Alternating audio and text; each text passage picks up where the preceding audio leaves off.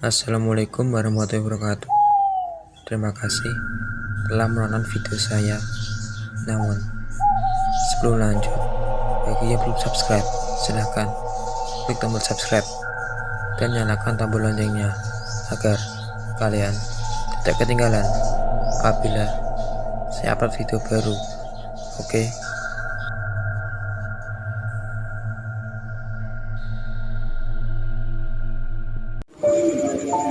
9 Desember 2013 sekitar pukul 11:01 pagi, satu kereta Serpong Tanah Abang meninggalkan stasiun Dimara. Meski terlambat karena masalah pendingin udara, kereta telah mengangkut banyak penumpang di stasiun Jurangmangu dan Pondok Ranji untuk bertolak ke perhentian terakhir. Kereta baru berjalan 4 menit dengan jarak sekitar 2,5 km dari stasiun Pondok Ranji. Sekitar pukul 11.15, kereta yang melintas dengan kecepatan sekitar 57,7 km per jam itu menabrak truk tangki Pertamina di perlintasan Palang Pintu Pondok Betung atau perlintasan nomor 57A Bintaro. Truk Pertamina yang membawa 24 liter bensin itu terseret sekitar 25 meter, kemudian meledak hingga 3 kali. Asap hitam membumbung ke udara, sementara para penumpang yang berada dalam kereta tergenjat satu sama lain. Imbas gerbong terguling dan keluar jalur. Gema takbir berkumandang, penanda ketakutan luar biasa. Allahu Akbar, Allahu Akbar, ucap salah seorang penumpang bernama Dinda Irmawati. Saya nginjek orang dan saya dengar yang di bawah sudah teriak minta tolong. Lalu saya pegang besi di atas dan gak lama warga buka pintu. Warga yang berada di sekitar dengan segera buka pintu kereta. Dinda mengklaim jadi orang ketiga yang berhasil dikeluarkan. Tasnya yang tersangkut, sesuatu harus direlakan demi menyelamatkan nyawanya. Sebab kala itu Abah sudah merambat dan membakar sebagian rambutnya. Salah seorang saksi hidup lain bernama Monica Astridria. Dia seorang karyawan swasta yang berkantor di bilangan Tandian, Jakarta Selatan. Hari itu Monica masuk agak pagi dari biasanya, maka ia pun cukup was-was karena datang terlambat ke stasiun Dimara. Akan tetapi kereta yang ia tunggu rupanya juga mengalami keterlambatan. Nyaris jam 11 kereta baru tiba. Monica bisa turun di stasiun Palmerah, kemudian lanjut naik ojek ke kantor. Dalam perjalanannya memakan waktu 1 jam itu, ia selalu ikut di gerbong perempuan. Namun pada Senin yang nahas 9/12/2013 itu, Monica memilih untuk masuk di gerbong 6. Waktu itu malas aja ke depan. Kebetulan juga kereta penuh, kata Monica ketika dihubungi Selasa 3/12/2019. Tak lama setelah kereta berangkat, suasana mencekam itu muncul. Dentuman keras, jeritan suara para penumpang yang panik. Ibu-ibu menangis, bau asapnya menguar. Setelah sempat berlari menuju gerbong paling belakang, ada suara dentuman terdengar. Monica akhirnya bisa berhasil keluar melalui pintu belakang. Ia masih mengingat betul kejadian tersebut, seakan baru terjadi minggu lalu. Termasuk cerita salah seorang ibu yang ketakutan. Aku gak mau mati, aku gak mau mati. Untungnya telah turun segera mengungsi ke rumah penduduk yang berada di samping kereta api. Tapi Monica malah memberanikan diri pergi ke depan dan melihat gerbong yang terbakar. Di dalam kereta banyak orang yang terjebak dalam kobaran api. Sempat pula ada penumpang yang berhasil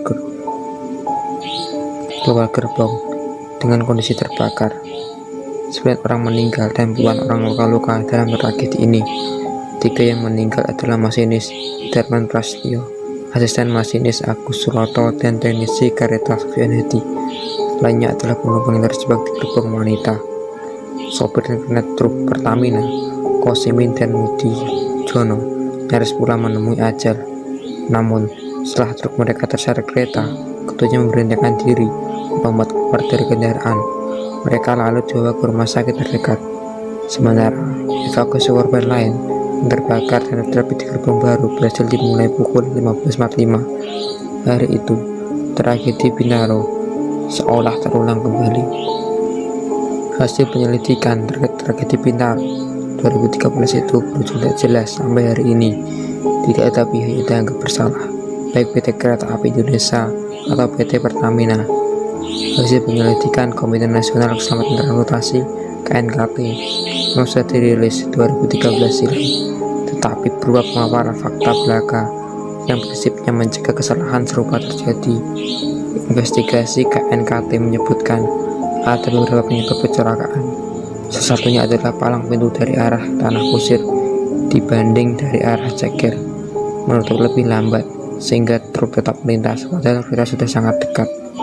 Menurut warga sekitar, palang pintu di Pondok Bedung itu memang kerap terlambat turun pada saat kejadian. Fakta di lapangan malah lebih parah. Palang pintu justru berada pada posisi terbuka saat setelah kecelakaan terjadi.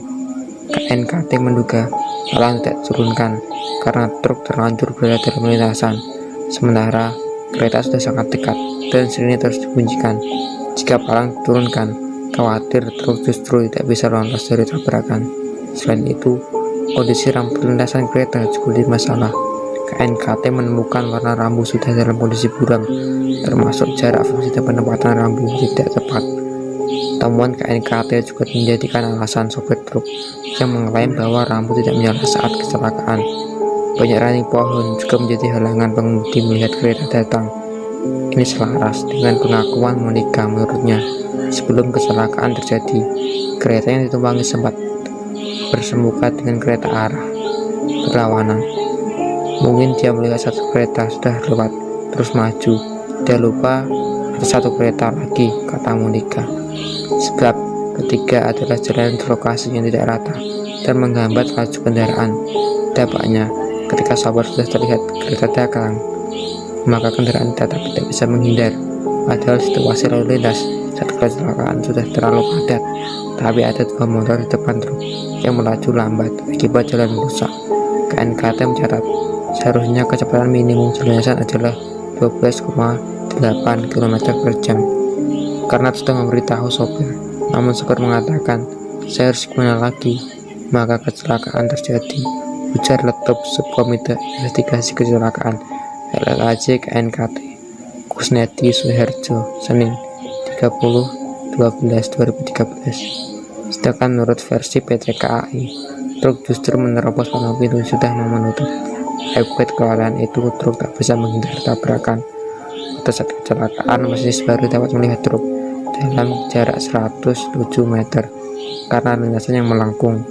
Dalam jarak segitu, masinis sudah berusaha mengerem sebanyak 2 kali, tapi hasilnya nihil dan tabrakan tak terhindarkan. Adapun jarak yang diperlukan untuk total mencapai 235,4 meter. Dalam kondisi seperti itu, masinis, asisten masinis, serta teknisi sudah menyadari akan adanya tabrakan yang parah.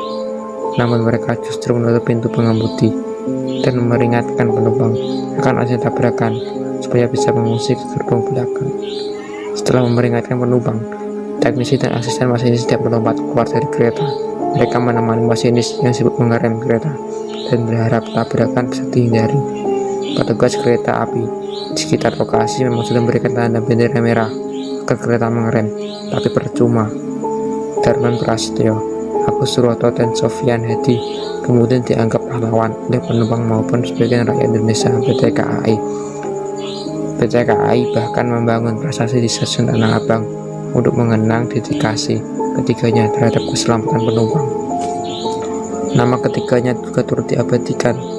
Darman sebagai nama Balai Pelatihan Teknisi Traksi Jakarta, Agus sebagai nama Balai Pelatihan Operasional dan Pemasaran BP Ospar di Bandung, lalu Sofyan sebagai nama Balai Pelatihan Teknis Perkeretaapian BPTP di Bekasi. Tragedi Bintaro 2013 adalah tragedi kecelakaan kereta kedua terbesar saat terjadi tragedi Bintaro 1987 yang lalu. Oke, itulah cerita mengenai tragedi Bintaro 2. Apabila ada kesalahan dan tutur kata yang salah, saya mohon maaf. Untuk cerita berkembar selanjutnya bisa Anda buka di kolom deskripsi. Wassalamualaikum warahmatullahi wabarakatuh.